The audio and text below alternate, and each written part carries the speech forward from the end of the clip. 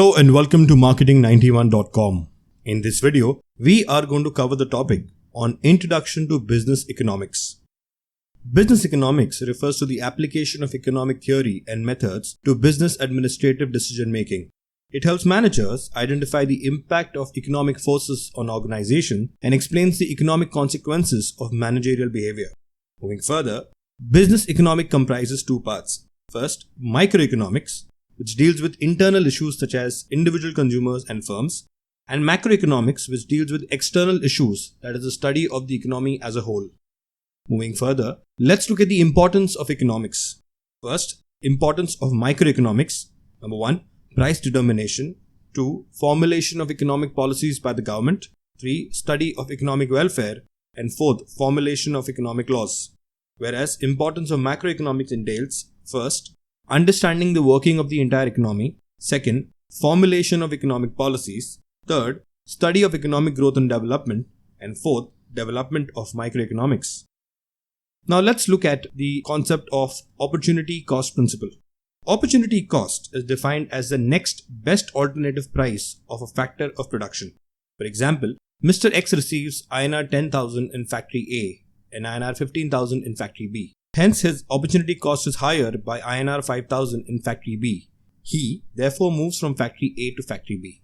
The opportunity cost associated with the decision refers to the opportunity forgone by not accepting that decision. For example, Mr. Y has INR 100 crore which he wants to invest in different businesses. The various alternatives and expected returns for this are as follows. First alternative, invest in shares, return of INR 20 crores. Second alternatives, start an educational institute, return of INR 15 crores. Third alternative, start a manufacturing unit of garments, return of INR 12 crores.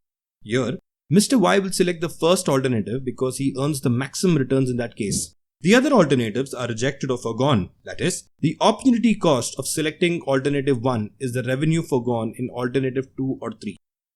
Moving on, economic profit is the difference between the actual earnings and the opportunity cost. Thus, price is equal to actual earnings minus opportunity cost. Thus, the concept of opportunity cost is very useful in decision making for business.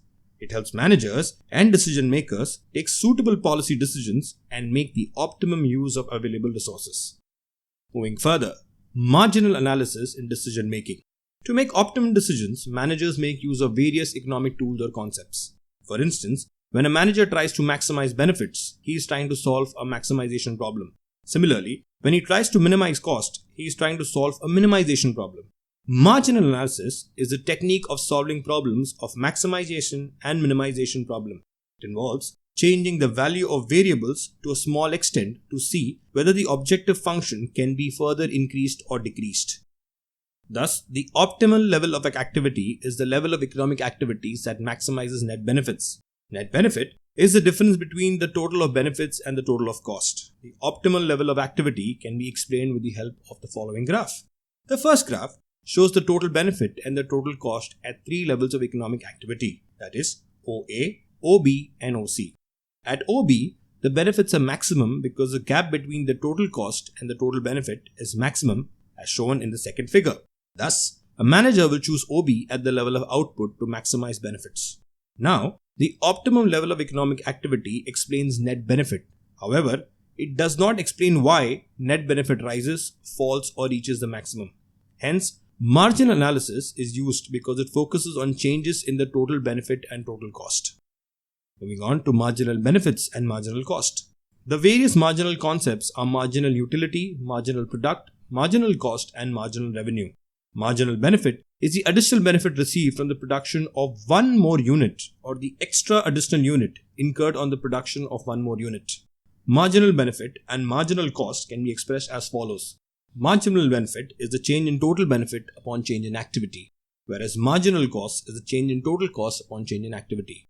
Thus, marginal benefit or marginal cost refers to the change in total benefit or total cost per unit of change in the level of activity, respectively. It is measured by the slope of the line which is tangent to the total benefit curve or total cost curve at a particular level of economic activity. Thus, when MB is greater than MC, the level of activity can be increased till it reaches OB until MB, which is equal to MC. When MB is less than MC, the level of economic activity is reduced until MB is equal to MC. Now moving on to the other areas where the marginal concept is used. The marginal concept is also used by consumers to maximize the total satisfaction. A consumer will derive maximum satisfaction when marginal utility of X divided by price of X is equal to marginal utility of Y divided by the price of Y. Similarly, the marginal concept is used by producers to maximize benefits or minimize cost. For example, when a producer wants to employ labor or capital, he will find out the marginal productivity of labor and the cost of labor. In addition, he will find out the marginal productivity of capital and the cost of capital. Thus, the optimum labor-capital combination will be achieved when the marginal productivity of labor divided by the price of labor is equal to the marginal productivity of capital divided by the price of capital. Now looking at the price in market, short and long periods. The price of any product depends on two market forces, demand and supply. These forces determine the working of a market, which is also referred to as market mechanism. Markets typically refer to a place where goods are purchased or sold. So when demand is greater than supply, price increases. When demand is less than supply, price falls. But when demand is equal to supply, there is equilibrium price. Equilibrium price is a price at which buyers are willing to buy and sellers are willing to sell. Price determination can be studied in three different periods: market period, short period, and long period.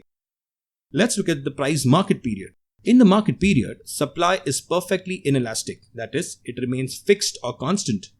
Therefore, demand is the primary factor that determines the price. Thus, when demand rises, price rises, and when demand falls, price falls. In the graph, SS is a relatively inelastic supply curve.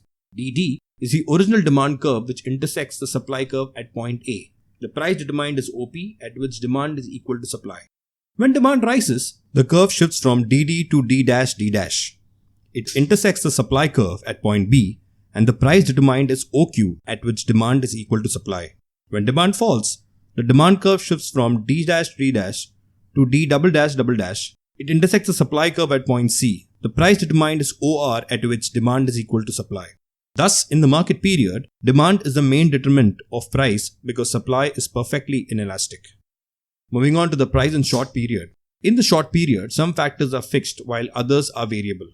Factor refers to land, labor, capital, etc. For example, machine remains fixed while labor is a variable factor. Supply in the short period is relatively inelastic. Demand and supply both influence the price. However, the influence of demand on price is greater than that of supply. In the graph, SS is a supply curve which is perfectly inelastic. DD is the original demand curve which intersects the supply curve at point A.